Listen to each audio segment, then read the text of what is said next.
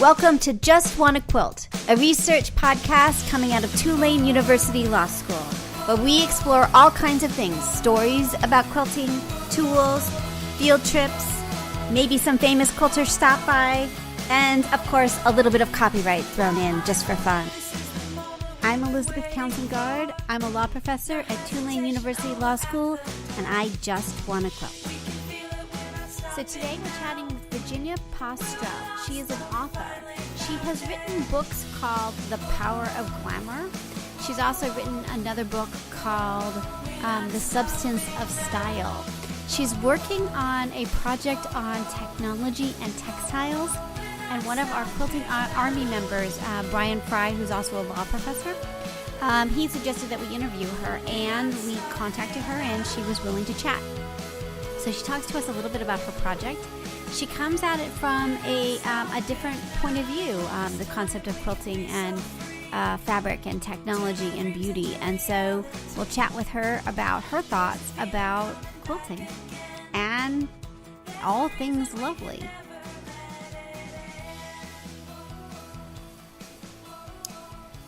Okay, this is Professor Elizabeth Townsend-Gard, and we are going to be talking about all kinds of interesting things today. First, tell me your name and where you are right now. My name is Virginia Postrel, and I am in Los Angeles, California. Ah, L.A. What part of L.A. are you in? I used to live in L.A. a long time. Near Westwood and Santa Monica. Actually, near Sawtelle and Santa Monica at the moment. I have a small office. I lived in Brentwood for a long time on Mayfield. Yeah. So when I was a grad student at UCLA. So Virginia is a super famous author who does really interesting stuff, really interesting work for those who don't know who she is, on glamour and beauty, and she's got really cool books, and we're going to talk to her about that. She also has been working on a project with textiles and technology, and she even wrote a piece about quilting. So one of our Quilting Army, one of our scholars suggested that we interview you, and I'm so glad he did. Thanks, Brian. And so here we go. So the first question we ask everyone is, what's your first memory of someone sewing or quilting in your life?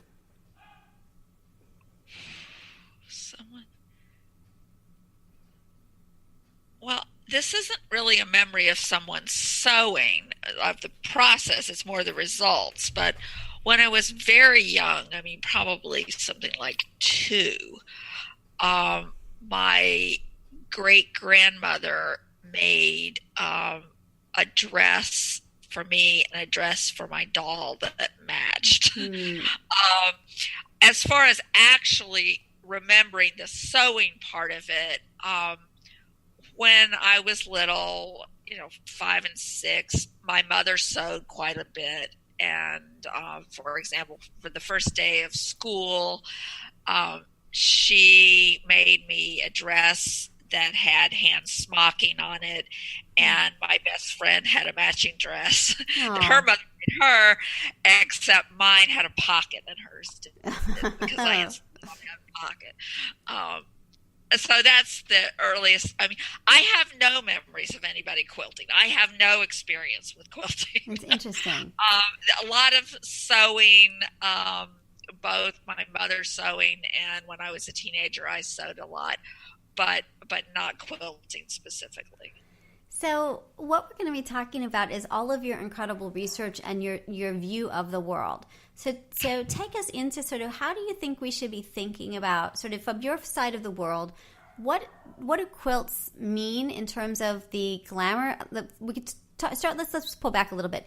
Let's talk a little bit about like your work on glamour, because that, I find it really fascinating. Let's start there, about sort of the theory and practice of glamour, and like how you got there, and sort of what your message is, so that people can sort of get into who you are. So it's very peculiar that I ended up writing a book about glamour, because I am most interested in the unglamorous things that often get hidden and left out in life, things that are important but not flashy, not glamorous, and often sort of grubby details.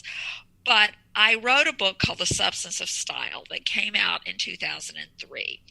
And it was not about glamorous things. It was about appearance, the look and feel of people, places, and things, primarily places and things, and why it was becoming more important in the economy. This is back when a lot of things we take for granted were new ideas, like the idea that Starbucks would be attractive even though it was a chain, or Right. that you might have a pretty cell phone, that you might care what your computer looked like, things like that. Anyway, so I wrote this book, and I say it's not about glamour. It was not about traditionally stylish things. It was not about fashion. It was not about jewelry. It was about things that were not traditionally where the appearance of them hadn't been traditionally paid much attention to. But a curator at the San Francisco Museum of Modern Art named Joe Rosa asked me to write the catalog essay for an exhibit he was doing called Glamour in Industrial Design, Fashion, and Architecture. And to this day, I'm not quite sure what he meant by glamour, but I was at a particularly confident period in my life then. So even though I knew nothing about glamour, I said, sure, I'll do it. And I started out looking at things like Golden Age studio era Hollywood movies and the portraits from that era, and things that are traditionally considered glamorous, and trying to figure out what they had in common, different things. And that essay got me really fascinated with the idea of glamour, and I came to understand it both from doing that and from thinking about it over a period of time, not as a style, not as a synonym for beauty or celebrity or flashiness or any of the ways it's often used, sex appeal, but rather as a form of persuasion, a form of communication, the way humor is a form of communication. You recognize it by the effect on the audience. So when something strikes us as glamorous, we have this feeling of projection and longing. If only life could be like that. Yeah. And what is glamorous is different for different people. Yeah. It depends on their personality. It depends on their cultural background. There are a lot of variables. So there are certain things that are often considered glamorous in many different contexts. Like, people want to be pretty. They want to be with pretty people. They want to be recognized. They want to be considered important. But the things that manifest that the images and ideals that represent that vary too. Well, so that's what the book on glamour is about. It's about understanding what glamour is, how it works, what the elements in all forms of glamour are, and how it's operated through history. It's really interesting. Well, it struck me because so much of when you go to a quilt show or exhibit, there's so much about the awe of it, the glamour of the quilt that sort of struck me as sort of connected to the work that you're doing. And it kind of, oh, if only I could quilt that way, or how did they do that? And sort of it is really about beautiful things, and then people aspiring to do that beauty, which I think is really interesting. Yeah, I think that quilting, I am not a quilter. As I said, I've never done any quilting or even been around people who quilted, although I have an indexer who's indexed a lot of quilting books, she told me once. But I've started learning to weave, and it has a similar kind of weaving, I think, is well, no, they're both pretty mathematical, but I think there is a similar kind of thing, that it seems you create this amazing amount of beauty out of very simple elements that are, and while people do representational weaving and representational quilting, the fundamental beauty of it is a sort of geometric patterning beauty of shape and color in a pure sense, and I think that's very alluring. Well, and it's also practical too. It can be for everyday life. Well, it's interesting because it's such so the economics of quilting are very much, they have to attract beginners to keep more people buying buying stuff, right? So as you get more advanced, you buy stuff, but not as much as a beginner. And so you think about like bringing people in with the beauty of you think of the quilt shop with all the, the displays Right. and in the window. And it's this thing of come in here and you too can make these glamorous, beautiful objects, right? It's part of the sale, which I find really fascinating. Yeah, and we've heard this is related to the idea of maker. There's this notion, which is a relatively new concept of, calling people makers, people who various crafts, who build things, who all different things, and it's a way of glamorizing something that used to be very common. I mean, we used to just call it do it yourself, or it was just like what people did. I mean, my grandmother, I never saw my grandmother use a sewing machine, but I know she knew how to sew because she did. Yeah. I mean, I saw her do all kinds of other kinds of hand sewing and things like that, but everyone did. I mean, even I learned to sew as a kid. Yeah.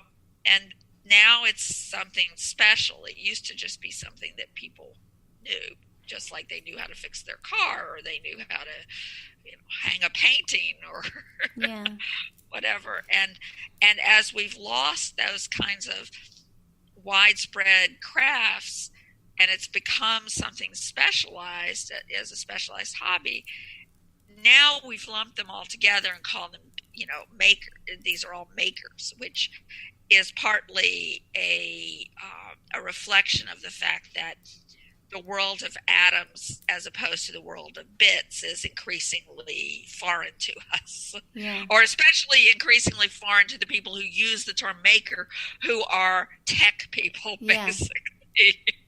Yeah. Interesting. So if we recognize quilts as glamour and we see them as like the sort of allure of glamour, what else should we be thinking about with any subject matter that is like what's important? How should we understand this? And sort of, I guess sort of if people were interested in your book, how does this connect? Tell us a little bit more about the book and a little bit more about sort of what we learn about glamour. Well, I think this connects less to my book on glamour, although there's some elements there, than to some of my other work, which is this sort of intersection of culture, commerce. Right. I think so too. Right. Is that the fabric of civilization and textiles and technology stuff? Right. And the substance of style, which was the earlier book I talked about. Yeah. But I think when we think about quilting, there's an idea of community. I mean, the truth is you can quilt by yourself. You don't need to be part of a quilting community. Right. But in terms of the image of quilting is that it's a communal activity, and that it sort of serves as a bonding activity or something like that. Now, I don't know how true that actually is because I'm not a quilter, but...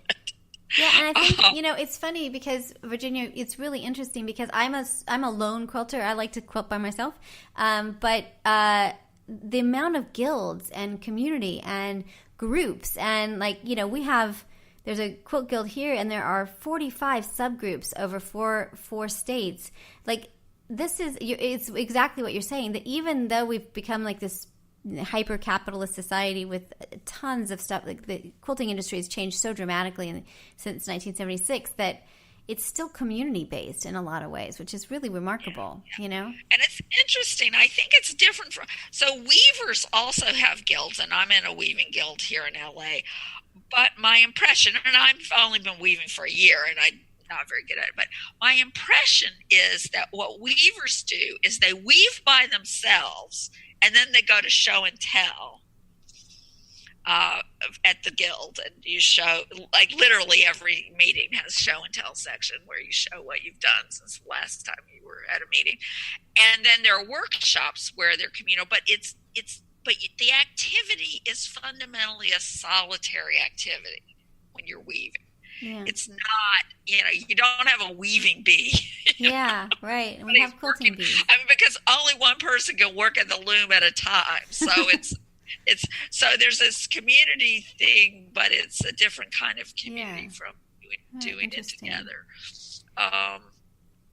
which is kind of interesting. What was I going to say? So the textiles and techno. So first of all, you have an article called "Love Your Homemade Quilt, Think